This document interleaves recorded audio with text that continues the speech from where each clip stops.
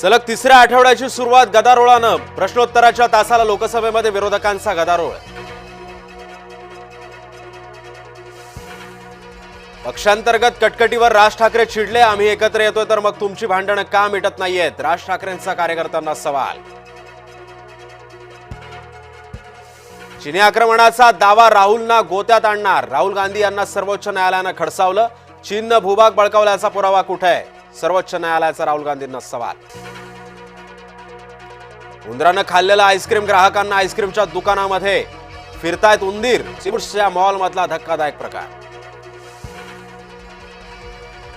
Panvel dance bar हल्ला प्रकरणी कारवाई. मनसे नेता योगेश चिलेला अटक.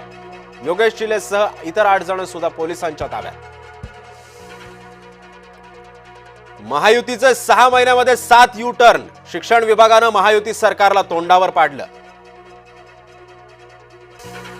एस जयशंकर होणार उपराष्ट्रपती. केंद्रीय मंत्रिमंडळामध्ये मोठ्या फेरबदलांची शक्यता. नवी दिल्लीमध्ये राजकीय घडामोडींना वेग.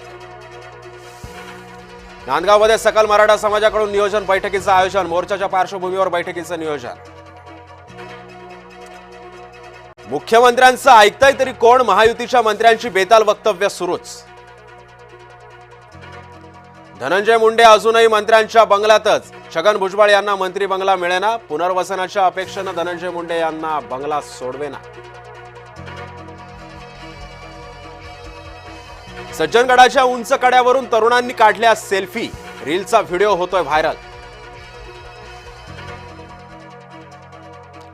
घटनाबंद खोलीतील अॅट्रॉसिटी अशक्य. पुणे पोलिसांचं पीडित मुलींना पत्र. आज दुसरा श्रावणी सोमवार. सर्व ज्योतिर्लिंग गजबजली. महादेवाची पूजा करण्यासाठी भाविकही सरसावले.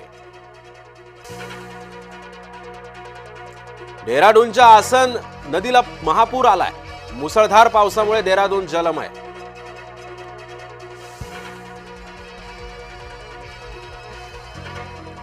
बौद्धिक दिव्यांगांसाठीच्या स्पेशल ऑलिम्पिक भारत स्पर्धा. देशभरातून 139 स्पर्धक सहभागी. बौद्धिक दिव्यांग खेळाडूंना मुख्य प्रवाहामध्ये आणण्याचा उद्देश.